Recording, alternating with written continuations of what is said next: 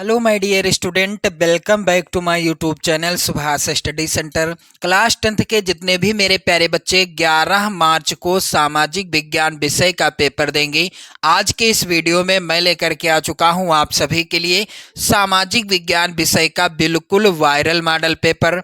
मेरे प्यारे बच्चों, ये पेपर बिल्कुल वायरल मॉडल पेपर है। यदि आप इस पेपर को तैयार करके जाते हैं 11 मार्च 2025 बोर्ड एग्जाम देने के लिए, तो आप 70 में 70 का स्कोर बहुत ही आसानी से कर सकेंगे। तो जितने भी मेरे प्यारे बच्चे कक्षा 10 में हैं, इस वायरल पेपर को जरूर तैयार कर लेना।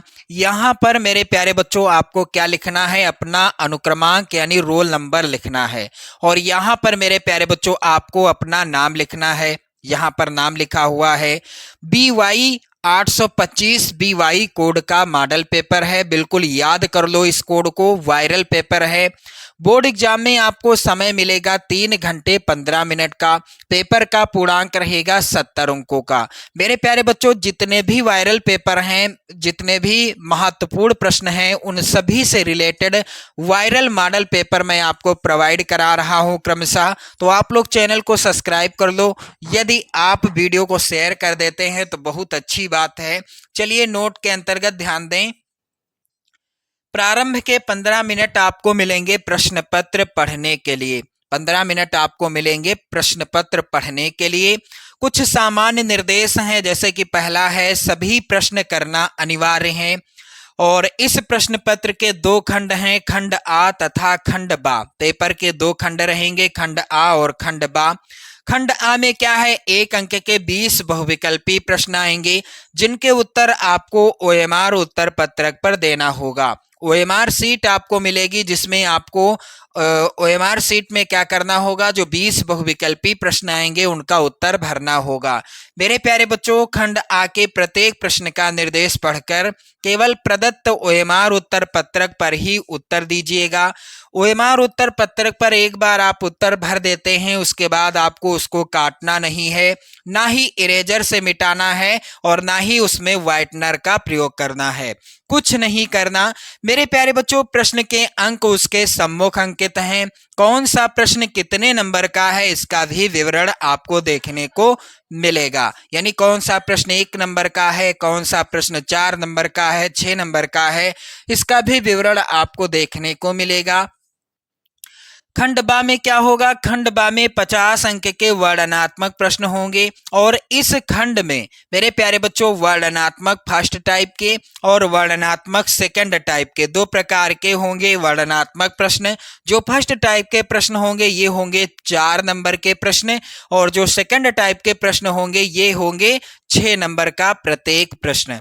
मानचित्र से भी संबंधित 2 प्रश्न आपको देखने को मिलेंगे। चलिए मेरे प्यारे बच्चों आगे ध्यान दें आप लोग। खंड बा में सभी प्रश्नों के उत्तर एक साथ ही आपको करना है। प्रथम प्रश्न से आरंभ कीजिएगा तथा अंतिम प्रश्न तक करते जाइएगा। जो प्रश्न आपको नहीं पता है, यानी जिस प्रश्न का उत्तर आपको नहीं आता है, उस पर अपना समय नष्ट ना कीजिएगा। मेरे प्यारे बच्चों, दिए गए मानचित्रों को उत्तर पुस्तिका के साथ मजबूती से संलग्न करना आवश्यक है। यहाँ पर ध्यान दें, दृष्टिबाधित परीक्षार्थियों के लिए मानचित्र कार्य के स्थान पर अलग से प्रश्न संख्या 9A तथा 9B लिखने के लिए दिए गए हैं। ये क्लियर हो गया। चलिए अब बारी आती है खंड आ के बहुविकल्पी प्रश्नों की ओर बढ़ने की। यहाँ पर निर्देश ध्यान दें आप लोग। नीचे दिए गए प्रश्नों के प्रत्येक प्रश्न के 4 विकल्प दिए गए हैं। सही विकल्प चुनकर उसे OMR उत्तर पत्रक पर चिन्हित करें। मेरे प्यारे बच्चों, पहला प्रश्न बहुत ही ज्यादा इंपॉर्टेंट प्रश्न है, आप लोग जरूर तैयार कर लेना। 11 मार्च को यहीं से प्रश्न छपेंगे आपके पेपर में, तो आप लोग इस मॉडल पेपर को जरूर तैयार कर लेना। मेरे प्यारे बच्चों, पहला प्रश्न यहाँ पर है, फ्रांस की क्रांति कब हुई थी? सबसे ज्यादा इंपॉर्टेंट प्रश्न। फ्रांस की क्रांति हुई थी सन 1789 ईस्वी में। यहाँ पर सी वाला ऑप्शन क्या होगा, सही हो जाएगा। और मेरे प्यारे बच्चों, फ्रांस में गणतंत्र की घोषणा कब हुई थी यदि प्रश्न आता है, तो सन 1848 ईस्वी में फ्रांस में गणतंत्र की घोषणा हुई थी? गणतंत्र की घोषणा हुई थी। आप लोग याद कर लेना इस प्रश्न को भी। अगला प्रश्न है, राष्ट्रवाद का प्रारंभ किस देश से हुआ? मेरे प्यारे बच्चों, इनमें से राष्ट्रवाद का प्रारंभ किस देश से हुआ था? तो इसका उत्तर होगा डी वाला ऑप्शन, फ्रांस देश से। फ्रांस देश से सर्वप्रथम राष्ट्रवाद का प्रारंभ हुआ था। क्लियर हो गया। चलिए आगे बढ़ते हैं। अगला प्रश्न है यहाँ पर, प्रश्न संख्या 3 है मेरे प्यारे बच्चों, असहयोग आंदोलन का मुख्य कारण क्या था? यानी असहयोग आंदोलन क्यों चलाया गया, इसका मुख्य कारण क्या था? तो यहाँ पर बी वाला ऑप्शन सही होगा, रॉलेट एक्ट। रॉलेट एक्ट के कारण ही महात्मा गांधी ने असहयोग आंदोलन छेड़ दिया था। और इस आंदोलन को, मेरे प्यारे बच्चों यहाँ पर ध्यान दीजिएगा, असहयोग आंदोलन का जो मुख्य कारण था ये था रॉलेट एक्ट। इस एक्ट को काला कानून भी कहा गया। आप लोग याद कर लेना, काला कानून के नाम से रॉलेट एक्ट को जाना जाता है।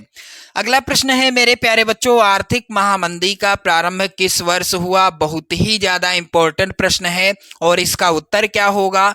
आर्थिक महामंदी का प्रारंभ हुआ था सन 1929 ईस्वी में। यहाँ पर सी वाला ऑप्शन सही होगा। मेरे प्यारे बच्चों, अगला प्रश्न है, औद्योगिक क्रांति किस देश में प्रारंभ हुई थी? तो यहाँ पर इस प्रश्न का उत्तर क्या हो जाएगा? चलिए ध्यान दें आप सभी लोग, औद्योगिक क्रांति का प्रारंभ सर्वप्रथम किस देश से हुआ था? इसका राइट आंसर होगा इंग्लैंड से। सी वाला ऑप्शन सही होगा। चलिए अगला प्रश्न है, गुलामगिरी का लेखक कौन था? तो गुलामगिरी का लेखक कौन था? इस प्रश्न का उत्तर क्या हो जाएगा? ज्योतिबा फूले। बहुत ही ज्यादा इंपॉर्टेंट प्रश्न है मेरे प्यारे बच्चों इस मॉडल पेपर की। आप सभी से रिक्वेस्ट है कि आप लोग वीडियो शेयर कर दें और इन सभी प्रश्नों को जरूर तैयार कर लें, क्योंकि ये कई बार बोर्ड परीक्षा में आए हुए हैं। जब से बहुविकल्पी प्रश्न आते हैं बोर्ड एग्जाम में, तब से। मेरे प्यारे बच्चों, अगला प्रश्न है, निम्नलिखित में से किस राज्य में काली मिट्टी पाई जाती है? तो इनमें से किस राज्य में काली मिट्टी पाई जाती है? इसका राइट आंसर क्या होगा मेरे प्यारे बच्चों? इनमें से किस राज्य में काली मिट्टी पाई जाती है? तो यहां पर आप लोग ध्यान दें, गुजरात हो जाएगा राइट आंसर। ए वाला ऑप्शन सही है, क्योंकि गुजरात में कैसी मिट्टी पाई जाती है? काली मिट्टी पाई जाती है।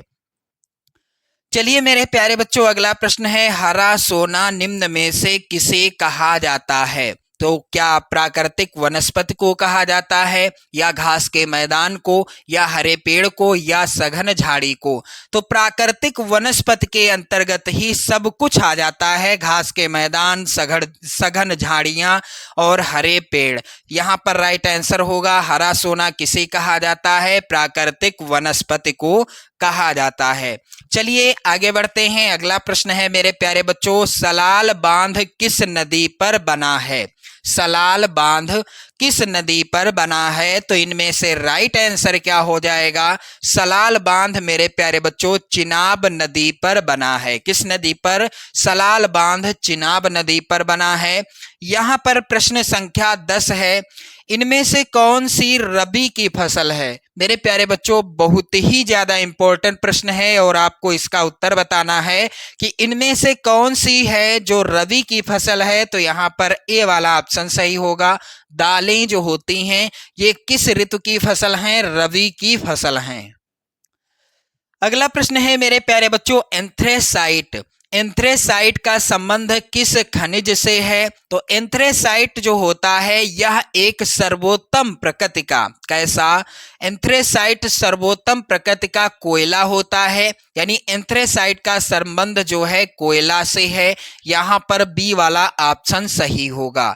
चलिए आगे बढ़ते हैं। अगला प्रश्न है, निम्नलिखित में से कौन सा नगर भारत की इलेक्ट्रॉनिक राजधानी के रूप में जाना जाता है? तो मेरे प्यारे बच्चों, यहाँ पर राइट आंसर क्या होगा? बेंगलुरु। ए वाला ऑप्शन सही होगा, क्योंकि बेंगलुरु को भारत की इलेक्ट्रॉनिक राजधानी के रूप में जाना जाता है। यहाँ पर ये वाला ऑप्शन सही होगा। चलिए मेरे प्यारे बच्चों, आप लोग ध्यान देना। अगला प्रश्न यहाँ पर है, निम्नलिखित में से कह रहा है, निम्नलिखित में से कौन सा शब्द दो या अधिक देशों के व्यापार को दर्शाता है?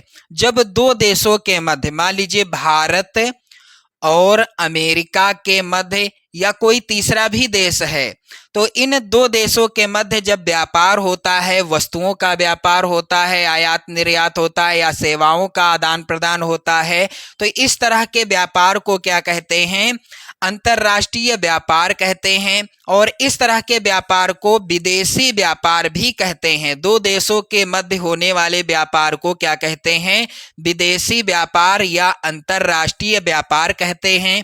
जब एक ही देश में, ये भी क्लियर कर लो, जब एक ही देश में मान लीजिए भारत में गुजरात से कोई वस्तु खरीदी गई और महाराष्ट्र में बेच दी गई, या महाराष्ट्र से कोई वस्तु गुजरात में बेच दी गई, तो एक ही देश में राज्यों के बीच होने वाले व्यापार को क्या कहेंगे? आंतरिक व्यापार कहेंगे। क्लियर? सारी चीजें क्लियर हो गई होंगी। चलिए आगे बढ़ते हैं। अगला प्रश्न है, निम्नलिखित में से कौन सी संघात्मक शासन की विशेषता नहीं है? इनमें से कौन सी विशेषता है जो संघात्मक शासन की नहीं है? मेरे प्यारे बच्चों, यहां पर ध्यान देना आप सभी लोग। शक्तियों का वितरण, शक्तियों का केंद्रीकरण, सर्वोच्च न्यायपालिका या कठोर संविधान। तो संघात्मक शासन की विशेषता है शक्तियों का वितरण, शक्तियों का केंद्रीकरण और सर्वोच्च न्यायपालिका। यहां पर डी वाला ऑप्शन सही होगा, कठोर संविधान संघात्मक शासन की विशेषता नहीं है। मेरे प्यारे बच्चों, अगला प्रश्न यहां पर ध्यान देना आप सभी लोग, क्या होगा? संविधान की 8वीं अनुसूची में कितनी भाषाओं को मान्यता दी गई है? संविधान की 8वीं अनुसूची में कितनी भाषाओं को मान्यता दी गई है? तो यहां पर ध्यान देना, इसका उत्तर क्या हो जाएगा? संविधान की 8वीं अनुसूची में कुल 22 भाषाओं को मान्यता दी गई है। एक प्रश्न याद कर लेना, भारत की राजभाषा क्या है? तो आप सभी जानते हैं हिंदी है। मेरे प्यारे बच्चों, हिंदी है हमारी राजभाषा। और भारत में सबसे अधिक क्या बोली जाती है? कौन सी भाषा? हिंदी बोली जाती है। इसको भी तैयार कर लीजिएगा।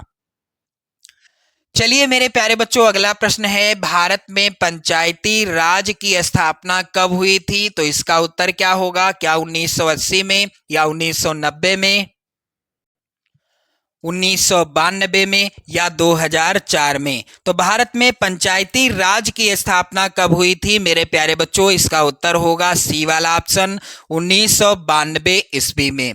अगला प्रश्न है, सूचना का अधिकार अधिनियम कब लागू किया गया? तो मेरे प्यारे बच्चों ध्यान देना आप सभी लोग, सूचना का अधिकार अधिनियम कब लागू किया गया था? इसका राइट आंसर क्या होगा मेरे प्यारे बच्चों? अक्टूबर 2005 में। कब? अक्टूबर 2005 में सूचना का अधिकार अधिनियम लागू किया गया था। बी वाला ऑप्शन सही होगा। अगला प्रश्न यहां पर आप देख लो, इसके पहले मैंने आपको इसको ही समझाने का प्रयास किया था कि जब दो राज्यों के बीच वस्तुओं का आदान प्रदान होता है तो क्या कहलाता है? अंतर्राष्ट्रीय व्यापार या राष्ट्रीय व्यापार या आंतरिक व्यापार या राष्ट्रीय व्यापार। ये दोनों विकल्प एक जैसे हैं, तो यहाँ पर सी वाला ऑप्शन सही होगा। दो राज्यों के मध्य होने वाले व्यापार को क्या कहते हैं? आंतरिक व्यापार कहते हैं। अगला प्रश्न है, मुद्रा का निर्गमन किसके द्वारा किया जाता है? मेरे प्यारे बच्चों, यहां पर राइट आंसर क्या हो जाएगा? मुद्रा का निर्गमन किया जाता है भारतीय रिजर्व बैंक के द्वारा। और एक प्रश्न और आ सकता है कि भारतीय रिजर्व बैंक की स्थापना कब हुई थी? तो सन 1935 ईस्वी में भारतीय रिजर्व बैंक की स्थापना हुई थी। अगला प्रश्न बिल्कुल बेसिक सा प्रश्न है और इसका उत्तर आप सभी जानते हैं। भारत में जीविका का प्रमुख स्रोत क्या है? हमारा भारत कृषि प्रधान देश है और हम सभी कृषि पर निर्भर हैं, क्योंकि हमारा भारत क्या है? कृषि प्रधान देश है। तो यहाँ पर ए वाला ऑप्शन सही होगा। भारत में जीविका का प्रमुख स्रोत क्या है? कृषि है। चलिए आगे बढ़ते हैं। अगला प्रश्न है खंड बा, वर्णनात्मक फर्स्ट टाइप के प्रश्न। निम्नलिखित प्रश्नों के उत्तर लगभग 80 शब्दों में देना है और प्रत्येक प्रश्न आएगा 4 नंबर का। मेरे प्यारे बच्चों, एक एक प्रश्न को तैयार कर लेना, क्योंकि 11 मार्च 2025 को बिल्कुल यही प्रश्न आपकी बोर्ड परीक्षा में छपेंगे। ये 100% की गारंटी है। मेरे प्यारे बच्चों, यहाँ पर प्रश्न पहला है जिसे आप तैयार करके जाइएगा। फ्रांस की क्रांति के मुख्य कारण क्या थे? बिल्कुल अच्छे से तैयार कर लेना इस प्रश्न को, बहुत ही ज्यादा इंपॉर्टेंट प्रश्न है ये। अथवा आप इस प्रश्न का उत्तर कर सकते हैं, चाहे तो आप लोग नमक सत्याग्रह से आप क्या समझते हैं। और दूसरा प्रश्न भी इंपॉर्टेंट है मेरे प्यारे बच्चों, किस प्रकार से लैंगिक विभिन्नता ने राजनीति को प्रभावित किया? संक्षेप में लिखिए। अथवा में प्रश्न है, सत्ता की साझेदारी लोकतंत्र की आत्मा है, इस कथन की विवेचना कीजिए। इस प्रश्न को भी तैयार कर लेना। मेरे प्यारे बच्चों, अगला प्रश्न है प्रश्न संख्या 3, खनिज के संरक्षण की विवेचना कीजिए। बहुत ही ज्यादा इंपॉर्टेंट प्रश्न है बोर्ड परीक्षा के लिए। और अथवा में तो ये प्रश्न बहुत ही ज्यादा, बिल्कुल महा इंपॉर्टेंट मैं कह सकता हूं। भारतीय अर्थव्यवस्था में वैश्वीकरण के महत्व की विवेचना कीजिए। प्रश्न संख्या 4 है, झूम कृषि की विशेषताओं की विवेचना कीजिए। और प्रश्न संख्या 4 का अथवा है, उपभोक्ताओं के शोषण के किन्हीं 4 यहाँ पर क्या होगा? कारणों होगा। कारणों की समीक्षा कीजिए। इसके बाद मेरे प्यारे बच्चों आप देखेंगे वर्णनात्मक सेकंड टाइप के प्रश्न। ये प्रश्न बिल्कुल रट कर जाना, क्योंकि यही प्रश्न आएंगे। यहाँ पर ध्यान देना, निम्न प्रश्नों के उत्तर आपको लगभग 150 शब्दों में लिखना है। प्रत्येक प्रश्न आएगा 6 नंबर का। मेरे प्यारे बच्चों, यहाँ पर प्रश्न संख्या 5 है, सविनय अवज्ञा आंदोलन से आप क्या समझते हैं? इस आंदोलन की सीमाओं पर एक संक्षिप्त टिप्पणी लिखिए। तो सविनय अवज्ञा आंदोलन से आप क्या समझते हैं? इस आंदोलन की सीमाओं पर एक संक्षिप्त टिप्पणी लिखिए। मेरे प्यारे बच्चों, 6 नंबर का प्रश्न है, आप लोग जरूर तैयार कर लेना। अथवा का प्रश्न आप कर सकते हैं, भारतीय अर्थव्यवस्था पर वैश्विक महामंदी के किन्हीं 4 परिणामों का उल्लेख कीजिए। मेरे प्यारे बच्चों, ये प्रश्न भी इंपॉर्टेंट है, आप लोग तैयार करके जाना।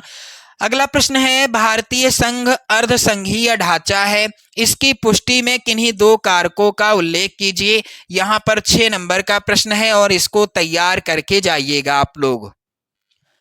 अगला प्रश्न मेरे प्यारे बच्चों है, लोकतांत्रिक सुधार से आप क्या समझते हैं? इसके लिए उठाए जा सकने वाले किन्हीं 2 कदमों का उल्लेख कीजिए।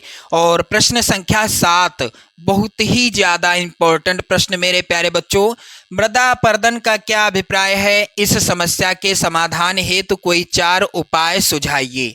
प्रश्न संख्या 7 का अथवा है, संसाधन नियोजन की आवश्यकता क्यों है? भारत में संसाधन नियोजन हेतु कोई 4 उपाय सुझाइए। मेरे प्यारे बच्चों, इन प्रश्नों को तैयार कर लेना। और प्रश्न संख्या 8 तो बहुत ही ज्यादा इंपॉर्टेंट है, विकास की अवधारणा क्या है? सामान्यतः इसमें किन घटकों को सम्मिलित किया जा सकता है? अथवा में प्रश्न है, तृतीय क्षेत्र क्या है? इसकी विशेषताओं की समीक्षा कीजिए। फिर मानचित्र से संबंधित आप प्रश्न देखेंगे, निम्नलिखित स्थानों को भारत के दिए गए भारत के रेखा मानचित्र में आपको भरना होगा इस चिन्ह के द्वारा। तो इस तरह के आएंगे प्रश्न, आप देख सकते हो। वह स्थान जहां सितंबर 1920 में भारतीय राष्ट्रीय कांग्रेस का अधिवेशन हुआ, वह स्थान जहां जलियांवाला बाग हत्याकांड हुआ, वह स्थान जहां से महात्मा गांधी ने नमक कानून तोड़ा, और वो गुजरात का वह स्थान जहां किसानों ने सत्याग्रह आंदोलन किया था, वह स्थान जहां 1929 में भारतीय राष्ट्रीय कांग्रेस का अधिवेशन हुआ था। तो कुल 5 नंबर के प्रश्न आएंगे 9A के अंतर्गत और 5 नंबर के प्रश्न आएंगे 9B के अंतर्गत। उत्तर भारत की एक नदी को यहाँ पर चिन्ह बना होगा, जिस चिन्ह के द्वारा आपको दर्शाना है। और एक ताप विद्युत केंद्र यहाँ भी चिन्ह होगा, इस चिन्ह के द्वारा आपको दर्शाना होगा। भारत के पूर्वी तट का एक समुद्री पत्तन यानी बंदरगाह, यहाँ पर भी चिन्ह होगा, जिसके द्वारा आपको दर्शाना है। मेरे प्यारे बच्चों, चाय उत्पादक कोई एक क्षेत्र, यहाँ पर भी चिन्ह होगा। जिस चिन्ह के द्वारा दर्शाना है। छत्तीसगढ़ की राजधानी नगर को भी आप चिन्ह के द्वारा दर्शाएंगे। तो इसी तरह के प्रश्न आएंगे, 5 नंबर के ये प्रश्न होंगे। मानचित्र पर आधारित कुल 10 नंबर के प्रश्न होंगे। क्लियर हो गया? तो मेरे प्यारे बच्चों, वीडियो को लाइक कर दो, शेयर कर दो। इस वायरल मॉडल पेपर को तैयार करके जाना। मैं आपको हिंदी विषय से रिलेटेड तैयारी करा रहा हूं बोर्ड एग्जाम 2025 के लिए। गृह विज्ञान यानी होम साइंस से रिलेटेड आप वीडियो देख सकते हैं, ड्राइंग से रिलेटेड वीडियो चैनल पर आप देख सकते हैं, और सोशल साइंस से भी रिलेटेड वीडियो आप देख सकते हैं। यानी कुल 4 विषयों की तैयारी आप धुआंधार तरीके से कर सकते हैं 2025 बोर्ड एग्जाम के लिए। यदि आपने 70 में 70 का टारगेट लिया है तो आप इन मॉडल पेपर को तैयार कर लेना। चैनल को सब्सक्राइब कर लेना, वीडियो को लाइक कर देना, शेयर कर देना। जय हिंद।